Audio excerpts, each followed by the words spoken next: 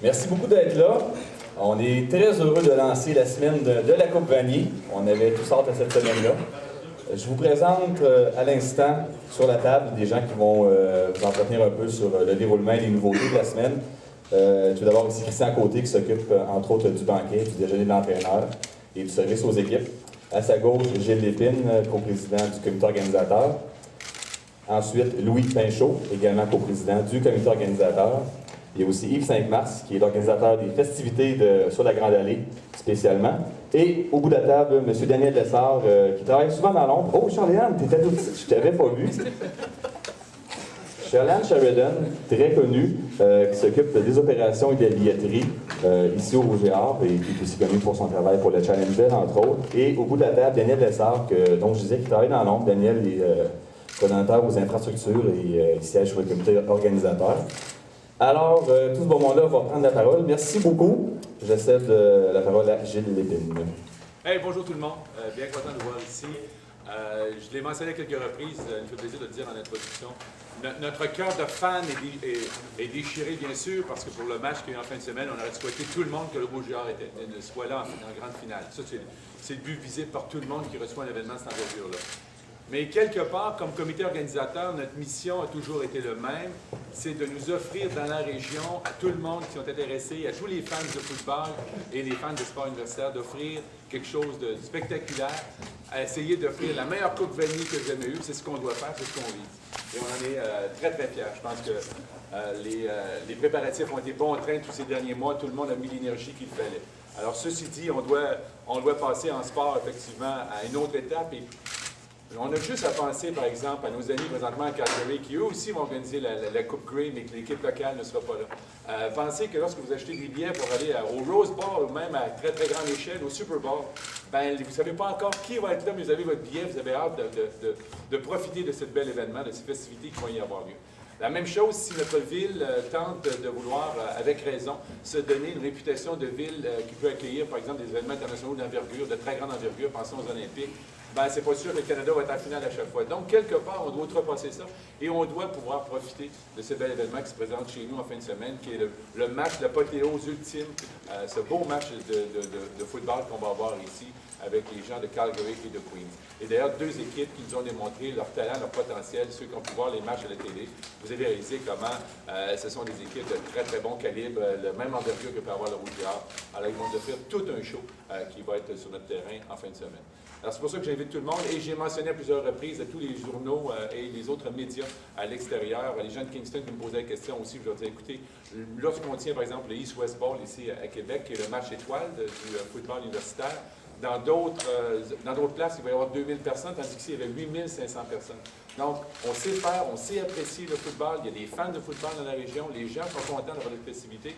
Et vous allez voir, avec ce que vont dire mes collègues, qu'il y a plein de choses qui ont été mises en place pour qu'on ait vraiment du plaisir toute la semaine, puis qu'on puisse en profiter et qu'encore une fois, on puisse exposer notre belle ville, la ville de Québec, aux gens de l'extérieur. Alors, je vais me permettre donc de passer le ballon, et non pas la rondelle, mon coprésident. Je suis vraiment fier. Merci beaucoup parce que Louis, vous savez, comme président des Remparts et de bien d'autres choses au sein de la communauté sportive régionale, a mis de son temps qui nous est très précieux et de ses conseils, surtout avec l'organisation du championnat mondial de hockey sur glace. Alors, Louis nous est d'une aide extrêmement précieuse. Je suis vraiment fier d'être en équipe avec lui. Et je vais vous laisser vous parler entre autres de billets parce que c'est une des questions qui a posé beaucoup. Bien, merci beaucoup, Gilles. Dans un premier temps, je pense que je veux également peut-être redonner également la responsabilité que le comité avait. Vous savez que le point de presse avait déjà été cédulé lundi. Et l'objectif premier du fameux point de presse aujourd'hui, c'était de dire que notre comité est fin prêt.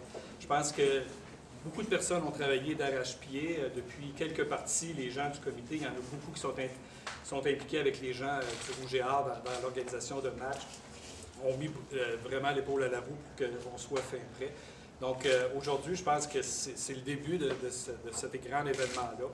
Et moi, je l'ai répété souvent par les activités qu'on faisait.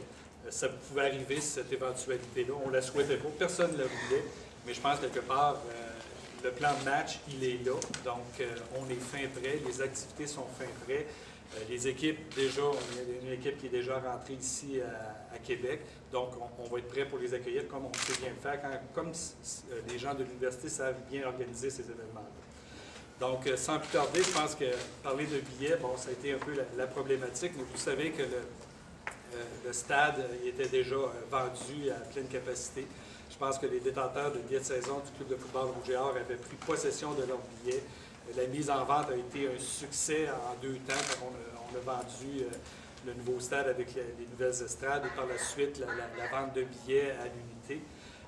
Et je pense également aujourd'hui qu'on respecte les règles du groupe universitaire, je m'excuse, du SIC, qui nous avait demandé de garder des billets pour les équipes de chacune des 2 équipes. Donc, aujourd'hui, c'est certain que les gens de Calgary qui sont déjà rentrés à Québec ne nous ont pas fait de grandes demandes de billets. Par contre, ça se peut que ça arrive. Il y a peut-être des gens de Calgary qui vont arriver. Des petits tours de passeport, je pense que l'équipe de la billetterie avec Shirley, puis nous, on est capable de régler certaines situations. La pression qui a été véhiculée de par les médias en ce moment que Queens demande environ 1000 billets, c'est un chiffre qu'ils ont avancé. Donc aujourd'hui, ils ne sont pas capables de nous garantir qu'ils les veulent, qu'ils sont prêts à les acheter, etc. Donc on va leur laisser faire leur travail et nous, on va ajuster le tir lié à tout ça. Donc à la base, chacune des équipes avait 100 billets. On a encore ces 100 billets-là. Et comme dans tout bon événement, on se garde une certaine réserve de billets pour pallier à des problématiques. Donc aujourd'hui, on peut déjà dire qu'on a tout près de 200-250 billets dans le stade pour satisfaire des équipes. Une des équipes, on s'entend, on parle de Queens. Et également, si la pression est là, on va ouvrir un peu la cadence également au niveau de l'admission générale. Donc, je pense qu'on est capable, je pense que le stade est capable d'accueillir ça. Et on avait également, dans tout ce processus-là, mis le principe au niveau des installations. Et je pense qu'avec les jours qui vont avancer, on va être capable de solutionner le tout pour accueillir ces fameux spectateurs qui viendront de partout dans notre ville et assister, comme Gilles l'a mentionné, à un match de football incroyable. Donc, je pense que c'est le portrait qu'on a en ce moment. Gilles est en discussion avec les gens du SIC, est en discussion avec son homologue de Queens, et au fur et à mesure, on va régler certaines problématiques, ces choses-là, pour les satisfaire.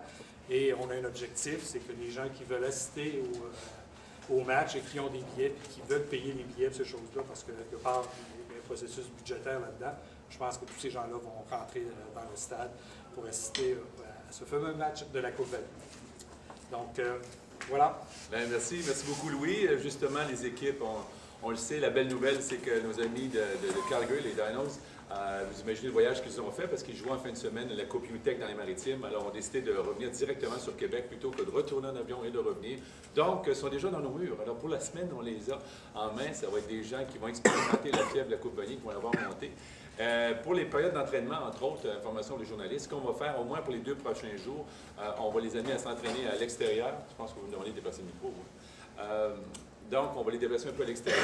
On parle déjà du séminaire Saint-François, une entente avec le Père Boulay pour qu'ils puissent aller s'entraîner. Parce qu'on a des logos frais peints là, sur le terrain, puis on essaie d'économiser nos logos pour qu'ils soient le plus possible viables, visibles aussi lors du match de Coupe Vanier. Ça, c'est toujours effectivement l'embroglio, parce que c'est pas une peinture permanente, c'est pas la peinture de parking qu'on met là-dessus, alors on va voir comment ça va évoluer. Et à partir de mercredi, normalement, on verra si les 2 équipes vont s'entraîner ici. Et nos amis de Queens, bien sûr, qui s'en viennent, eux autres aussi, plus activement, probablement même à compter de demain. On devrait voir les gens de Queens se promener chez nous. Donc, on est vraiment content d'accueillir cette visite-là. Il y a des hôteliers qui sont très heureux de ça. Et ça va faire tout un match. Vous avez vu d'ailleurs, l'amateur de football en moi, vous avez vu comment ces corps arrière-là sont extrêmement performants, entre autres. Les 2 entraîneurs sont des sommités dans le football également. Alors, c'est vraiment des équipes de l'envergure du programme OGR qui se présentent sur le terrain. Ça va être tout un match de football.